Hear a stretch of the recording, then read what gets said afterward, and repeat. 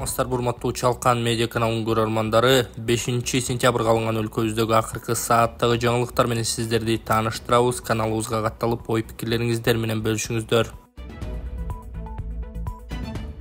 Мушкер Мунарбек Сейитбек уулу белек алган унасын кайра алымга белек кылды. Олимпиада оюндарынын күмүш байге ээси Мушкер Мунарбек Сейитбек уулу белек алган Кемри үлгүсүндөгү унасын Кара-Балта шаарындагы медресенин ректору, Кыргызстанда белгилүү болгон алым Абдурахим Шейхке белекке берди. Бул тууралуу видео социалдык тармактарга тарады. Андагы видеодо Мушкер президент берген унаны атама белек кылдым, өзүмө жаккан унаны сизге белек кылып жатам, чын жүрөктөн алып коюңуз деп айтып жатканын көрүүгө болот. Бирок ректор баш тартып, андай кыла албайбыз, өзүңүзгө буйрсун деп айтып жатканын угууга да болот. Анткени менен Мушкердин сыйлыгына ыраазы болгон медресенин ректору кайрадан өзүнүн унаасын Мунарбекке белекке кыйгарган.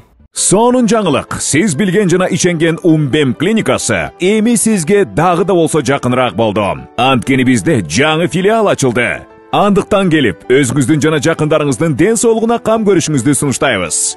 Биздин жогорку даражадагы дарыгерлер төмөндөгү адистиктер боюнча кабыл алат: стоматология, гинекология, терапия, лор, хирургия, педиатрия, урология, УЗИ жана башка адистиктер. Лабораториялык анализдин 5000ден ашуун түрү алынат.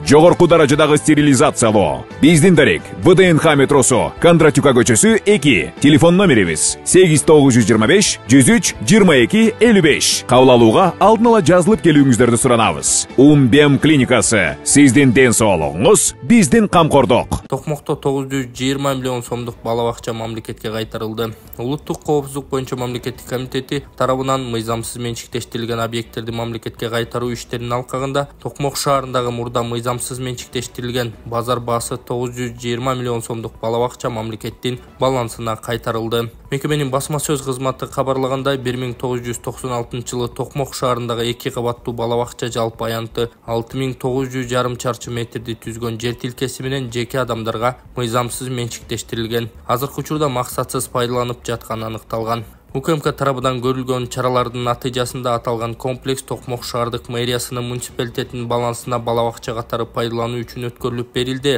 Коопсуздук кызматы учурда мыйзамсыз менчиктештирилген мүлктөрдү мамлекетке кайтаруу боюнча иштер уланып жатканын да кошумчалады. УКМКнын маалыматына ылайык, соңку 3 жылдан бери ондогон мүлктөр мамлекетке жана муниципалдык менчикке кайтарылды. Анын көбү базарлар, автобекеттер жана жер тилкелери. Президент коомдук башталышта иштеген жардамчы кеңешчилерин бошотту. Президент Садыр Жапаров өз милдеттерин коомдук башталышта аткарган бардык жардамчыларын жана кеңешчилерин кызматтан бошотуу чечимин кабыл алды. Мамлекет башчынын басма сөз кызматы бул президенттин администрациясын реформалоо жана башкаруу системасын өркүндөтүүнүн алкагында аткарылып жаткан ишке экенин. Мамлекет башчынын басма сөз кызматы бул президенттин администрациясын реформалоо жана башкаруу системасын өркүндөтүүнүн алкагында аткарылып жаткан иш экенин билдирди. Ушул тапта президенттин расмий 4 кеңешчиси бар. Алар Бекбосун Бөрүбашев, Чолпонбек Абыкеев, Арслан Койчиев жана Бектур Зулпиев. Андан тышкары Алмамбет Шыкмаматов, Азамат Апсатаров жана Нурсултан Усубалиев президенттин жардамчылары катары көрсөтүлгөн. Сталбек Ахунбаев, Руслан Кыдырмышев, Эркин Тинтимишев президенттин коомдук башталыштагы кеңешчилери болуп жүргөн. Ошондой эле Болот Ибрагимов коомдук башталыштагы жардамчы болуп иштеген. Маалыматка ылайык, баш аягы президенттин коомдук башталыштагы 7 жардамчысы жана 19 кеңешчиси кызматтан бошотулду. Аскар Акаев экс-президент макамын калыбына келтирүү боюнча жогорку кеңешке кайрылды. Кыргызстандын мурдагы президенти Аскар Акаев жогорку кеңешке экс-президент макамын калыбына келтирүүнү өтүнүп кат жиберди. Бул маалыматты Азаттыкка парламенттин конституциялык мыйзамдар, мамлекеттик түзүлүш, сот укук маселелери жана жогорку кеңештин регламенти боюнча комитеттин төрайымы Чолпон Султанбекова ырастады. Мен катты бүгүн эртең менен жумушка келгенде көрдүм, маселе дароо эле күн тартибинен чыкпайт. Биринчи фракциялар, алардын лидерлери жана депутаттар менен сүйлөшүүлөр болот. Андан кийин маселе кайсы күн тартибине коюлганын айтабыз, деди ал. Акаев Кыргызстанды 1990-2005 жылдары башкарган. 2005 жылы 24 мартта үй бүлөлүк авторитардык коррупциялык бийликке каршы чыккан элди толкундоонун арты менен бийликтен кулатылган. Ал өлкөдөн качып кетип, ошондон бери Орусияда баш калкалап келет. Ага 1992 жылы Кумтөр долбоору боюнча башкы макулдашууну түзүү, ага 1994 жылы өзгөртүү киргизүү жана 2003 жылы Камека компаниясы менен башкы макулдашууну реструктуризациялоодогу коррупцияга байланыштуу айыптар тагылган. Аскар Акаев 2022-жылы Кыргызстанга 2 жолу келип, улуттук коопсуздук боюнча мамлекеттик комитетте кумтөр боюнча сурак берген.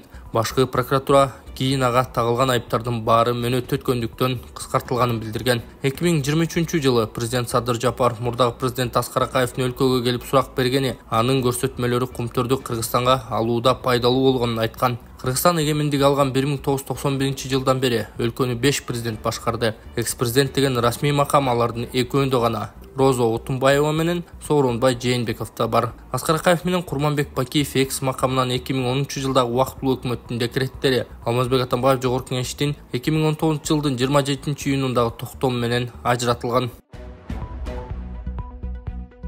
Министрлик жарандарга Орусияга барбай турууну сунуштады. Себеби кыргызстандыктарга жүйөлүү себептерсиз Россияга баруудан баш тартуу сунушталды. Тышкы иштер министрлигинен билдиришкендей, Россиянын аймагында киргизилген кошумча коопсуздук чаралар жана мамлекеттик чек ара аркылуу чет өлкөлүк жарандарды өткөрүүдө күчөтүлгөн көзөмөлдөө режими улантылып жаткандыгына байланыштуу Кыргызстандын Россиядагы элчилиги Россияга кирүү үчүн жүйөлүү негиздер жок болсо, Кыргызстандын жарандарына жогоруда көрсөтүлгөн чаралар алынып салынганга чейин анын аймагына баруудан убактылуу баш тартууну сунуштайт. Ошону менен бирге зарыл болгон учурда Кыргызстандын жарандары тийиштүү жардам же консультация алуу үчүн элчиликтин төмөнкү телефондоруна кайрылса болот. +7 925 28 55 047 +7 925 11 55 047.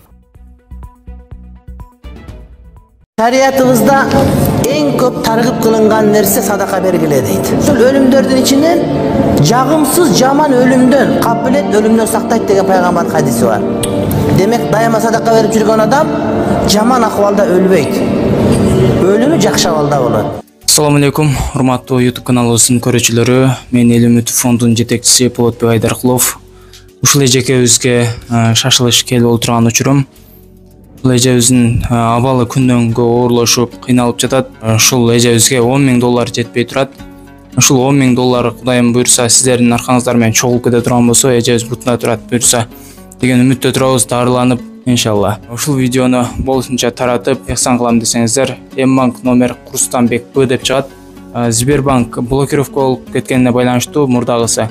Азыр жаңы койдук, Райымберди Б деп чыгат туугандар. Ошого кеңири өзүңүздөрдүн ыхсаныңыздарды которуп көтөрсөңүздөр болот. Алланын ыраазычылыгы үчүн ушул эжебизге колдон келишинче жардам берип кетиңиздер. Эми бул жердеги ситуацияны, бул жердеги акыбалды эч кимдин башына Кудайым салбасын. Сиздердин баарыңыздарга чоң рахмат. Ушул Эл Үмүт фондуна ишенип, ушул эжебиздин жакшы болуп кетүүсү үчүн жардам берип атасыздар. Аз дары-дармектеринде жана башка көптөгөн ушул жерде жаткан палатасына дагы ушул сиздер жардам берип, сиздердин аркаңыздар менен ушул эжебиз ушул жерде жатат. Алла ыраазы болсун баарыңыздардан туугандар. Ушундай соо иште активдүү катышып жүрө бериңиздер. Азыр ушул $10,000 чогулсак буюрса эжебиздин субору жабылат туугандар. Ушул балам бешедесте басып кетсем. Кичинекей балам колума алып багалып. Сүтүмдөн бере албады. Муфтий сунушталган долбоордо хиджабка, дааватка тыюу салынбай турганын айтты. Кыргызстандын мусулмандар дин башкармалыгынын муфтии Абдулазиз Закиров дин иштери боюнча мамлекеттик комиссия сунуштаган дин тутуу эркиндиги жана диний бирикмелер жөнүндө жаңы мыйзам долбоору тууралуу комментарий берди. Абдулазиз Закиров долбоорду диний аалымдар жана юристтер менен талкуулап жатышканын, андан тышкары Кыргызстан мусулмандарынын аалымдар кеңешинде да комиссия түзүп, укук талаасында иш жүрүп жатканын айтты. Айрым жарандар мыйзам долбоорун толук окуп чыкпагандыктан хиджабка, дааватка тыюу салынат экен деп бүтүм чыгарып интернетте туура эмес пикирлерди жазып жатат. Мыйзам долбоорунун табиятында хиджабка тагыраагы жоолук эч кандай тыюу жок. Буга чейин аял заты коомдук жайларда хиджаб кийип жоолук салынып жүргөн болсо, мындан кийин да ошондой жүрө алышат. Анткени бул биздин өлкөдө аял затынын конституциялык укугу. Аталган долбоор мектеп, оорукана жана коомдук жайларда жоолукка тыюу салууну көздөбөйт деп айтууга негиз бар, деди ал. Дин иштери боюнча мамлекеттик комиссия Кыргызстанда дин тутуу эркиндиги жана диний бирикмелер жөнүндө жаңы мыйзам долбоорун сунуштаган. 37 берендеден турган комментте коомдук жайларда жана мамлекеттик мекемелерде адамдын жүзүн тааныганга тоскоолдук кылган кийимдерди кийүүгө тыюу салуу сунушу жазылган. Долбоор 30 августта коомдук талкууга коюлду. Андан тышкары диний негизде партия партияларды жана башка саясий бирикмелерди түзүүгө, каржылоого, диний сөздөрдү партиялардын аталышында же үгүт иштеринде колдонууга, депутаттарга диний ишмердүүлүк менен алектенүүгө тыюу салуу каралган. Диний мекемелерде саясий мүнөздөгү ар кандай иш-чараларды өткөрүүгө болбойт. Ошондой эле диний адабияттарды жана башка материалдарды коомдук жайларда үй батирлерди кыдырып таратууга да тыюу салуу сунушталууда. Мыйзамды бузган адамдарга 20 000 сом, юридикалык жактарга 60-65 000 сом айып салуу каралган. Дин иштер боюнча мамлекеттик комиссия ушул тапта иштеп жаткан дин тутуу эркиндиги жана диний уюмдар жөнүндө мыйзам 2008 жылы кабыл алынганын, дин тутуу эркиндиги жана диний уюмдары жөнүндө мыйзам 2008 жылы кабыл алынганын, ал азыркы талаптарга жооп бербей турганын билдирген. Кыргызстанда жалпысынан 3,5 миңден ашуун диний уюм каттоодон өткөн. Өлкөдө 2600дөй мечит, 100дөй медресе, 10 ислам институту бар. Христиан багытындагы уюмдардын саны 399, калгандары башка диндерге таандык. Орган кызматкерлери Мелис Мырзахматовдун мүлктөрүнө кызыгууда.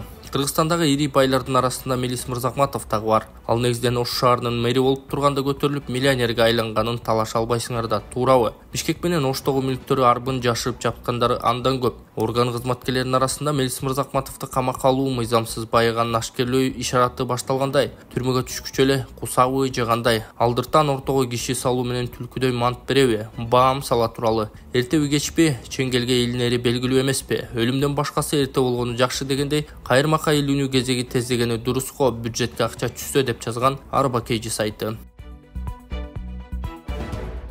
Экс-депутат Мейкинбек Абдалиев БШКнын мүчөсү болуп шайланды. Жогорку Кеңештин экс-депутаты Мейкинбек Абдалиев Борбордук шайлоо комиссиясынын мүчөсү болуп шайланды. Анын талап келген парламенттин депутаттары 5 сентябрдагы жыйынында колдоду. Мейкинбек Абдалиев мандатын өз каалоосу менен тапшыруу боюнча бош шайкымга арыз жазып, БШК 19 августтан мандатынан ажыраткан. Мейкинбек Абдалиев мурда жергиликтүү кеңештерде депутат болуп, Жогорку Кеңештин 6-чакырылышында Өнүгүү Прогресс партиясынан шайланып келген. 7-чакырылышта Ата журт Кыргызстан фракциясынан депутат болгон. Ал Жогорку Кеңештин жыйындарынын биринде бажы кызматынын төрагасынын мурдагы орун басары, азыр улуттук коопсуздук боюнча мамлекеттик комитеттин убактылуу кармоочу жайында жаткан Райымбек Матраимовду колдоп сүйлөгөн пикир менен таанымал. ЖКУга мүчө өлкөлөрдүн аскер контингенти Кыргызстанга машыгууга келишти. Россия, Казакстан, Беларусь жана Тажикстандын аскерлери Кыргызстанга келишти. Бул тууралуу Коргоо министрлиги билдирди. Маалыматка ылайык, ЖКУнун окуу машыгууларына катышат. Меймандарды балыкчыдан салтанаттуу тосуп алышып, жайгаштырышууда. Эске салсак, ЖКУнун өз ара аракеттенүү 2024, издөө 2024, эшелон 2024 татай машыгуулары 7 сентябрдан 11 сентябрга чейин Номур 206-36 аскер бөлүгүндө болот. Ага 200дөн ашык аскердик техника, анын ичинде 10го жакын авиация жана деңиз кемелери тартылары күтүлүүдө. Иш-чарага Беларусь, Казакстан, Кыргызстан, Россия жана Тажикстандын улуттук контингенттери, ошондой эле ЖКУ катчылыгынын жана Бириккен Штабынын өкүлдөрү катышат.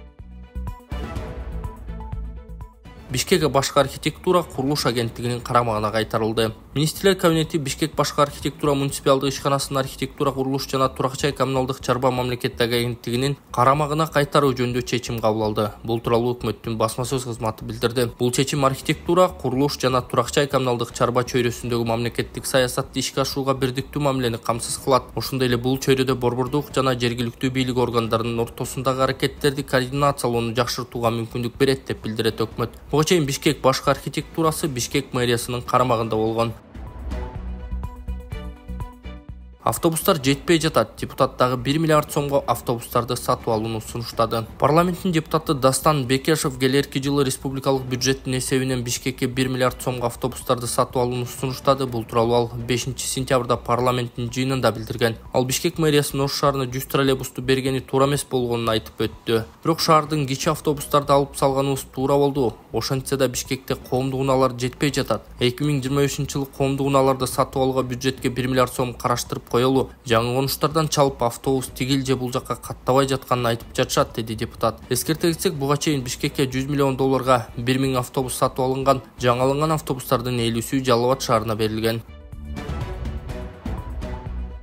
Өлкөдө айрым мектептер аралыктан окууга өттү. Билим берүү жана илим министрлиги республика боюнча бир нече мектеп онлайн окутууга өткөнүн маалымдашты. Мекеменин маалыматы боюнча Бишкек шаарындагы Ысык көл жана Талас облустарындагы айрым мектептерде сабактар онлайн өтүүдө. Ысык көл облусу боюнча 5 мектеп соңку жаан-чачындан кийинки селдин кесепеттерин жоюу жана оңдоп түзүү иштерине байланыштуу убактылуу аралыктан окутууга өткөн. Алар Тоң район Бөкөнбаев айылындагы Алтымышбаев атындагы жалпы орто билим берүү мектеби 16 сентябрга чейин, Ак Суу районунун Черик айылындагы Мамбет Акунов атындагы Толук эмес орто мектеби 20 сентябрга чейин, Жети-Күз районунун Актерек айылындагы Жунуш уулу Жапар атындагы жалпы орто билим берүү мектеби 15 сентябрга чейин, Жети-Күз районунун Кабак айылындагы Аманбаев атындагы орто мектеби, Ысык көл районунун Темировка айылындагы Керимгазиев атындагы номер 1 орто мектеби аралыктан окутууга өткөрүлдү. Бишкек шаары боюнча номер 60 жалпы орто билим берүү мектеби ремонт иштерине байланыштуу онлайн окутууга өттү. Талас облусу боюнча Талас облусунун Бакаят районунун Кеңарал айылындагы Арыстанов атындагы орто мектебинин 5-11 класстары, Талас шаарындагы Дарданов атындагы номер 3 орто мектебинин 2-11 класстары жана номер 5 орто мектебинин 5-11 класстары, Талас облусунун Айтматов районунун Бейшеке айылындагы Айтманбетов атындагы орто мектеби ремонт иштерине байланыштуу онлайн окутууга өттү.